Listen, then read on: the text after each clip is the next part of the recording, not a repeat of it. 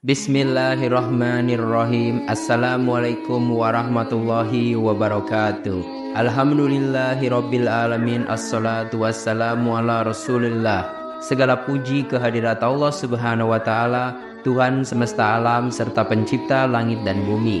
Dan juga sholawat untuk Nabi besar Muhammad sallallahu alaihi wasallam sebagai bentuk cinta dan penghormatan kita kepada beliau. Pada kesempatan kali ini, kita akan melanjutkan lagi pembahasan tentang buku Sirah Nabawiyah. Nah, di episode sebelumnya, kita baru aja menyelesaikan penjelasan mengenai dakwah secara sembunyi-sembunyi dan dakwah secara terang-terangan. Nah, sekarang kita akan lanjutkan. Di sini ada poin F disebutnya ya.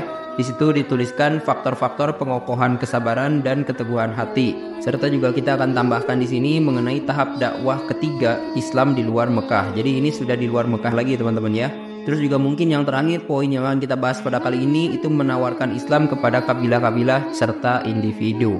Ada beberapa faktor yang mengokohkan kesabaran dan keteguhan hati kaum muslimin dalam menghadapi tekanan, penderitaan, dan siksaan. Untuk faktor yang pertama itu keimanan kepada Allah Subhanahu wa taala. Keimanan yang teguh kepada Allah dan pengenalan yang mendalam terhadapnya memperkuat keteguhan hati mereka.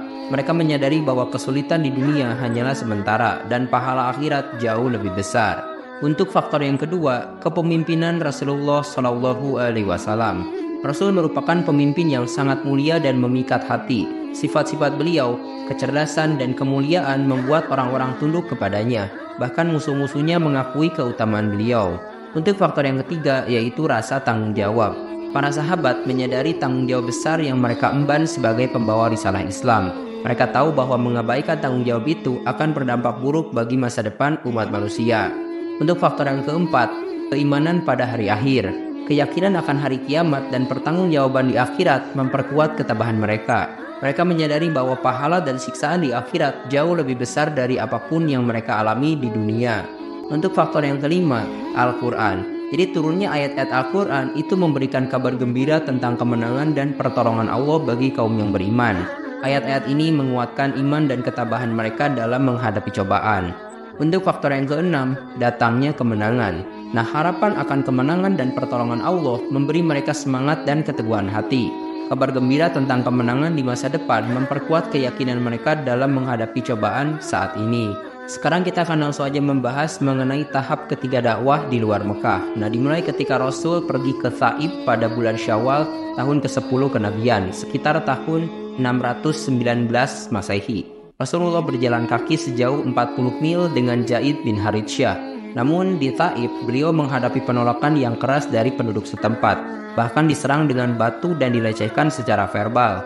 Nah, meskipun begitu, beliau tetap bertahan dengan kesabaran dan keteguhan hati, mengajak penduduk Thaif untuk memeluk Islam selama 10 hari. Meskipun tidak berhasil, kisah pahit ini mencerminkan pengorbanan dan ketabahan Rasulullah dalam menyebarkan ajaran Islam, meskipun dihadapi dengan penolakan dan kekerasan. Setelah itu, beliau kembali ke Mekah dengan bantuan perlindungan dari seorang pemimpin suku, menunjukkan tekadnya yang tak tergoyahkan dalam misi dakwahnya. Nah, di sini kita akan coba bahas mengenai penawaran dakwah kepada kabilah dan individu. Nah, itu juga menunjukkan kesungguhan Rasulullah dalam menyebarkan ajaran agama yang diterimanya. Di antara kabilah-kabilah yang ditawari Islam adalah Bani Khalb, Bani Hanifah, dan Bani Amir bin Syahah. Rasulullah mendatangi mereka secara langsung, menyampaikan seruan untuk kembali kepada Allah. Namun mayoritas dari mereka menolak ajakan tersebut. Nah, contohnya, ketika Rasulullah mendatangi Bani Khalb atau Bani Abdullah, beliau menyampaikan seruan Islam dengan mengatakan bahwa Allah telah menjadikan nama leluhur mereka dengan baik. Tetapi mereka tetap aja menolak. Begitu juga dengan Bani Hanifah. Rasulullah berkunjung ke rumah-rumah mereka namun mendapatkan penolakan yang keras. Bahkan saat Rasul menawarkan Islam kepada Bani Amir, mereka menolak dengan menegaskan bahwa mereka tidak membutuhkan agama yang beliau ajarkan. Meskipun demikian, beberapa kabilah menunjukkan ketertarikan, seperti Bani Amir yang mengajukan pertanyaan kepada Rasul tentang kemungkinan memperoleh kedudukan jika mereka mendukung beliau. Namun setelah mendapatkan penjelasan dari Rasul, mereka tetap aja menolak. Nah, untuk tawaran yang kedua itu kepada individu-individu seperti Suwaid bin Samit, Ilyas bin Mu'adz, Abu Dar bin Al-Ghifari, terus ada Tufail bin Umar, dan Dimad bin Adi. Nah, menunjukkan bahwa Rasul itu tidak hanya menyebarkan Islam kepada kelompok, tetapi juga secara pribadi kepada setiap individu yang bertemu dengannya. Nah, contohnya, Suwaid bin Samit itu seorang penyair yang cerdas dari Yathrib. menerima Islam setelah mendengarkan penjelasan Rasul dan membaca beberapa ayat Al-Quran. Begitu pula dengan Ilyas bin Mu'adz, seorang pemuda dari Yathrib yang mengakui kelebihan Islam dibandingkan agama mereka yang lain. Dia memilih Islam meskipun dikecam oleh rombongan Bani Aus yang ingin menghadapi Bani Khazraj. Terus Abu Dzar Al-Ghifari dari pinggiran Yathrib juga menerima Islam setelah mendengarkan kabar tentang Rasulullah dari Suwaid bin Syamir dan Ilyas bin Mu'adz. Nah, dia memutuskan untuk pergi ke Mekah untuk menemui Rasul dan akhirnya masuk Islam setelah mendengarkan penjelasan beliau. Selanjutnya ada Tufail bin Umar, itu juga seorang penyair terpandang di kabilah Daus. Juga menerima Islam setelah mendengarkan Rasulullah. Meskipun sebelumnya setelah diberi peringatan oleh saudara-saudaranya di Mekah untuk tidak mendengarkan beliau. Namun Tufail akhirnya mendengarkan dan menerima Islam setelah menyaksikan kebaikan dan kebenaran Islam dari Rasulullah Shallallahu Alaihi Wasallam. Selanjutnya ada Dimad Al-Adzi, juga seorang penyembuh dari Yaman. Awalnya ingin menyembuhkan Rasulullah karena dia dianggap gila oleh beberapa orang. Namun setelah mendengarkan penjelasan Rasul dan mengulangi syahadatnya 3 kali, Dimad juga memutuskan untuk masuk Islam. Nah, kisah-kisah ini menunjukkan beragamnya latar belakang dan profesi orang-orang yang menerima Islam, serta kekuatan dakwah dan kebenaran ajaran Islam yang dipresentasikan oleh Rasulullah kepada mereka. Di dalam buku ini sudah kita rangkumkan juga ada 6 orang pemuda dari kabilah Khazraj yang bertemu dengan Rasulullah yang paling penting. Yang pertama itu Asad bin Zurarah, yang kedua Auf bin Al-Harits, yang ketiga Rafi bin Malik, yang keempat Khutbah bin Amir, yang kelima Uqbah bin Amir, yang keenam Zabir bin Abdullah. Nah, para pemuda ini mendengarkan dari orang-orang Yahudi di Madinah tentang kedatangan seorang nabi pada zaman mereka. Yahudi Madinah menyatakan bahwa mereka akan mengikuti nabi tersebut untuk melawan kaum Khazraj seperti kaum Ad dan Iram. Rasulullah yang selalu berusaha mencari kesempatan untuk berdakwah menemui mereka pada malam hari untuk menghindari gangguan dari kaum musyrikin Mekah. Beliau menjelaskan tentang Islam, membacakan ayat-ayat Al-Quran dan mengajak mereka kepada Allah Subhanahu wa Ta'ala.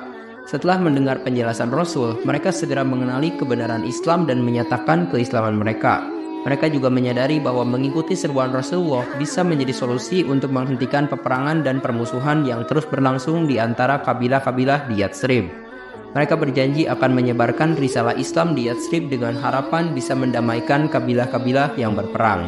Mereka berharap dengan menyatukan kaum mereka di bawah agama Islam, mereka akan mencapai perdamaian dan persatuan.